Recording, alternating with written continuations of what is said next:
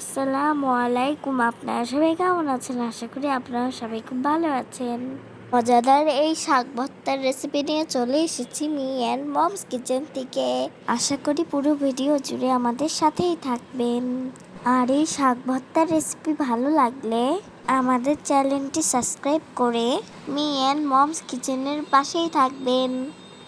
গরম ভাতের সাথে শাক ভর্তার এই মজাদার রেসিপিটি থাকলে আর কোনো কিছুই লাগবে না। চলুন তবে দেখে নেওয়া যাক আমার মামনি কিভাবে শাক ভর্তা তৈরি করে। শাক ভর্তা করার জন্য নিয়েছে চাল কুমড়ার শাক। শাকগুলো খুব ভালো করে কেটে ধুয়ে পরিষ্কার করে নিয়েছে। এই চাল কুমড়ার শাকের সাথে দিয়ে দেবে বেশ কয়েকটি পুঁই শাক। এই শাকগুলো খুব ভালো করে ধুয়ে পরিষ্কার করে নিতে হবে। এখন চুলায় একটি কড়াই বসিয়ে দিয়েছে। এই কড়াইয়ের মধ্যে দিয়ে দেবে আগে থেকে কেটে ধুয়ে পরিষ্কার করে নেওয়া চাল কুমড়ার শাক আর ধুয়ে রাখা পুঁই শাক।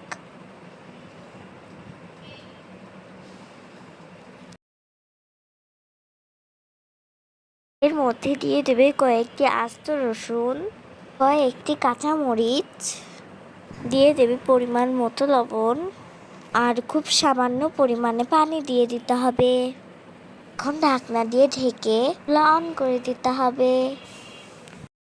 কিছুক্ষণ পর ঢাকনা খুলে শাকগুলো খুব ভালো করে উল্টে পাল্টে নেড়ে দিতে হবে।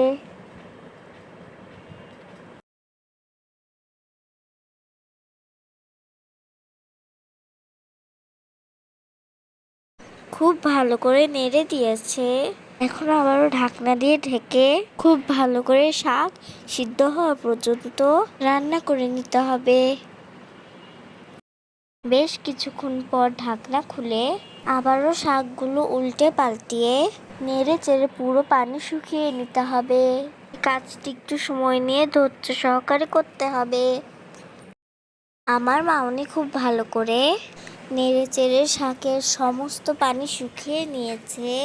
এখন চুলা অফ করে দেবে। আমার মামনি যেহেতু পাতায় বেটে ভর্তা বানাবে সেই জন্য সিদ্ধ করে নেওয়া শাকগুলো পাটায় নিয়ে নেবে। শাকগুলো ঠান্ডা করে নিতে হবে যাতে বাটতে সুবিধা হয়। শাকগুলো এদিকে ঠান্ডা হতে থাক আর এই ফাঁকে আমার মামনি শাক ভর্তা করার জন্য দুটি শুকনা মরিচ চুলায় ভেজে নেবে। বারবার নেড়ে চেড়ে শুকনা মরিচ দুটি ভালোভাবে ভেজে নিতে হবে।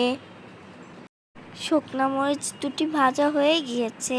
এই পর্যায়ে চুলা অফ করে দেবে। শাকগুলো খুব ভালোভাবে ঠান্ডা হয়ে গিয়েছে। এখন খুব ভালো করে বেটে নিতে হবে। শাকগুলো খুব ভালো করে বেটে নিয়েছে। এখন একটি প্লেটে তুলে নেবে। এখন এই শাক ভর্তা করার জন্য দিয়ে দেবে বেশ অনেকটা পরিমাণে পেঁয়াজ কুচি আর দিয়ে দেবে ভেজে নেওয়া দুটি শুকনা মরিচ। যারা ঝাল খেতে পছন্দ করেন তারা ঝালের পরিমাণটা বাড়িয়ে নিতে পারেন। আর দিয়ে দেবো খুবই সামান্য লবণ। এখন পেঁয়াজ কুচি, লবণ আর মরিচ হাতের সাহায্যে ডলে মেখে নিতে হবে। আমার মামনি খুব ভালো করে মেখে নিয়েছে। এখন এর মধ্যে দিয়ে দেবে সরিষার তেল। এখন এই সকল উপকরণগুলো খুব ভালোভাবে একসাথে শাকের সাথে মেখে নিতে হবে। আমার মামনি খুব ভালো করে মেখে নিয়েছে। ব্যাস তৈরি হয়ে গিয়েছে খুবই মজাদার চাল কুমড়ার শাকের ভর্তা। এই রেসিপি ফলো করে আপনারা বাসায় অবশ্যই তৈরি করবেন। আর ভালো লাগলে লাইক শেয়ার কমেন্ট করে আমাদের সাথেই থাকবেন। সবাই ভালো থাকবেন, আমাদের জন্য দোয়া করবেন। আল্লাহ হাফেজ।